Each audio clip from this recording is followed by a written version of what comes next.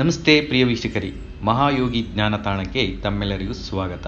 ಈ ವಿಡಿಯೋದಲ್ಲಿ ಆಶ್ಲೇಷ ನಕ್ಷತ್ರದಲ್ಲಿ ಜನಿಸಿದವರ ಗುಣ ಸ್ವಭಾವಗಳು, ವಿಶೇಷತೆಗಳು ಹಾಗೂ ಹಣ ಅದೃಷ್ಟ ಖ್ಯಾತಿ ಬರಬೇಕು ಅಂದರೆ ಏನು ಮಾಡಬೇಕು ಅನ್ನೋದ ವಿಡಿಯೋದ ಕೊನೆಯಲ್ಲಿ ತಿಳಿಸ್ಕೊಡ್ತೇನೆ. ವಿಡಿಯೋವನ್ನು ಮಿಸ್ ಮಾಡದೆ ನೋಡಿ. ನಾನು ನಿಮ್ಮ ಆಧ್ಯಾತ್ಮಿಕ ಜೊತೆಗಾರ ರಮೇಶ್ ಸ್ವಾಮಿ. ಆಶ್ಲೇಷ ನಕ್ಷತ್ರಗಳಲ್ಲಿ 9ನೇ ನಕ್ಷತ್ರ. ಈ ನಕ್ಷತ್ರದ ಅಧಿದೇವತೆ ಆದಿಶೇಷ ಆಗ್ತಾರೆ. ಆಶ್ಲೇಷ ನಕ್ಷತ್ರದ ಗ್ರಹ ಅಧಿಪತಿ ವಿದ್ಯಾಕಾರಕ ಬುಧಗ್ರಹ. ಈ ನಕ್ಷತ್ರವು ನೋಡಲಿಕ್ಕೆ 6 ನಕ್ಷತ್ರಗಳು ಸೇರಿ ಸರ್ಪಾಕಾರದಲ್ಲಿರುತ್ತದೆ. ಆಶ್ಲೇಷ ನಕ್ಷತ್ರದ 4 ಪಾದಗಳಲ್ಲಿ ಜನಿಸಿದವರು ಕಟಕ ರಾಶಿಗೆ ಸೇರ್ತಾರೆ. ಈ ರಾಶಿ ನಕ್ಷತ್ರದಲ್ಲಿ ಜನಿಸಿದವರಿಗೆ ಹೆಸರಿಡಲು ಡಿ, ಡು, ಡೆ, ಡೋ ಅಕ್ಷರಗಳು ಸೂಕ್ತವಾಗಿರ್ತವೆ.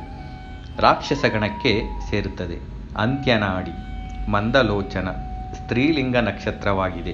ಪಾದರಜ್ಜು ಮತ್ತು ಬೆಕ್ಕು ಯೋನಿಯನ್ನು ಸೂಚಿಸುತ್ತದೆ. ಜ್ಯೋತಿಷ್ಯ ಶಾಸ್ತ್ರದ ಪ್ರಕಾರ ಆಶ್ಲೇಷ ನಕ್ಷತ್ರದಲ್ಲಿ ಜನಿಸಿದರೆ ದೋಷ ಇರುವುದರಿಂದ ಶಾಂತಿಯನ್ನು ಆಚರಿಸಬೇಕಾಗುತ್ತದೆ. ಶಾಂತಿಗಾಗಿ ಆಜ್ಯ ವೀಕ್ಷಣೆ ಮತ್ತು ಗೋಮುಖ ಪ್ರಸವ ಶಾಂತಿ ಮಾಡಿಸಬೇಕು. ಈ ನಕ್ಷತ್ರದಲ್ಲಿ ಮರಣಿಸಿದರೆ ಯಾವುದೇ ದೋಷ ಇರುವುದಿಲ್ಲ. ಆಶ್ಲೇಷ ನಕ್ಷತ್ರದಲ್ಲಿ ಜನಿಸಿದವರು ತೀಕ್ಷ್ಣ ಬುದ್ಧಿ ಉಳ್ಳವರು, ಸುಂದರರು, ನಿಷ್ಠೂರರು, ವ್ರತ ಸಂಚಾರಿಯು, ಧನವನ್ನು ವ್ಯರ್ಥ ಮಾಡುವವರು ಆಗಿರ್ತಾರೆ. ಇವರು ಬಹುಭಾಷೆ ಬಲ್ಲವರಾಗಿರ್ತಾರೆ. ಕಲಾಪ್ರಿಯರು, ಸಂಗೀತಗಾರರು ಆಗಿರ್ತಾರೆ.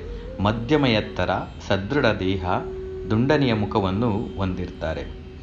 ಈ ನಕ್ಷತ್ರದಲ್ಲಿ ಜನಿಸಿದ ಸ್ತ್ರೀ ಗರ್ವಿಷ್ಠಳು, ಕಠಿಣ ಮಾತುಗಳನ್ನು ಆಡೋಳಾಗಿರ್ತಾರೆ. ನೋಡಲು ಮಧ್ಯಮ ಶರೀರ ಮತ್ತು ಆಕರ್ಷಕವಾಗಿ ಕಾಣ್ತಾರೆ. ಹಾಗೆಯೇ ಮಾತಿನಲ್ಲಿ ತುಂಬ ಚಾಕಚಕ್ಯತೆಯನ್ನು ಹೊಂದಿರ್ತಾರೆ. ಇನ್ನು ಆಶ್ಲೇಷ ನಕ್ಷತ್ರದಲ್ಲಿ ಜನಿಸಿದವರ ಉದ್ಯೋಗ ವಿಶೇಷತೆ ನೋಡೋದಾದರೆ ವ್ಯಾಪಾರಿ, ಪಂಡಿತ, ದಲ್ಲಾಳಿ, ಗಣಕಯಂತ್ರಕ ಈ ಕ್ಷೇತ್ರಗಳಲ್ಲಿ ಕೆಲಸ ಮಾಡ್ತಾರೆ. ಹಾಗೆ ವಿವಿಧ ಭಾಷೆಗಳನ್ನು ಬಲ್ಲವರಾಗಿರ್ತಾರೆ. ಇವರು ಇದಕ್ಕೆ ಸಂಬಂಧಪಟ್ಟ ಉದ್ಯೋಗದಲ್ಲೂ ಸುಮಾರು ಜನ ಇರ್ತಾರೆ.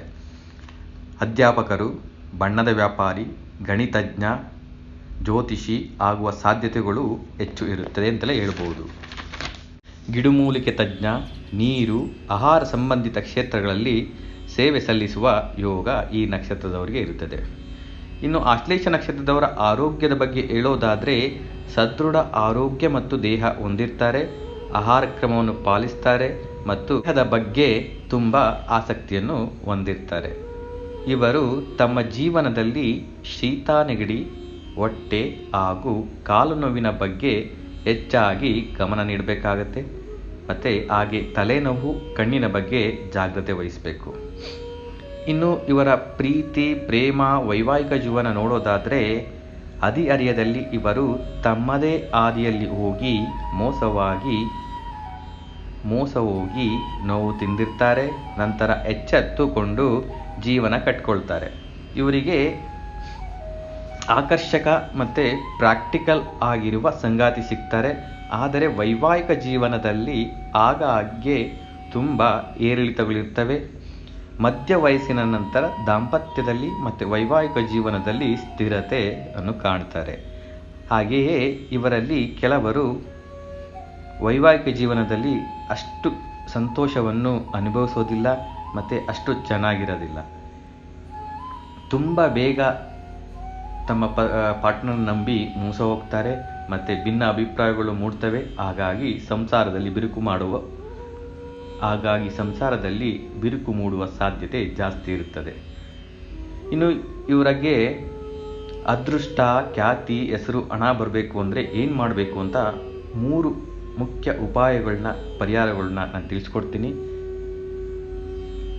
ಒಂದನೆಯದು ಮೇಯ್ನ್ ಪಳನಿ ಕ್ಷೇತ್ರಕ್ಕೆ, ಪಳನಿಯಲ್ಲಿ ಸುಬ್ರಹ್ಮಣ್ಯ ಕ್ಷೇತ್ರ ಇದೆಯಲ್ಲ, ಆ ಕ್ಷೇತ್ರಕ್ಕೆ ಹೋಗಿ ದರ್ಶನ ಮಾಡಿಕೊಂಡು ಕ್ಷೇತ್ರವಾಸ ಮಾಡ್ಕೊಂಡು ಬರಬೇಕು. ಅದುವೇ ಷಷ್ಠಿ ಮಂಗಳವಾರ ಯಾವ ದಿನ ಬರುತ್ತೆ ಆ ದಿನ ಹೋಗ್ಬಿಟ್ಟು ನೀವು ದರ್ಶನ ಮಾಡಿಕೊಂಡು ಅಲ್ಲೇ ಇದ್ದು ಕ್ಷೇತ್ರವಾಸ ಮಾಡಿಕೊಂಡು ನೀವು ಬಂದರೆ ನಿಮ್ಮ ಜೀವನದಲ್ಲಿ ಅದ್ಭುತವಾದ ಚಮತ್ಕಾರಿ ರೀತಿ ಬೆಳವಣಿಗೆಗಳು ನೀವೇ ಕಾಣ್ತೀರಾ.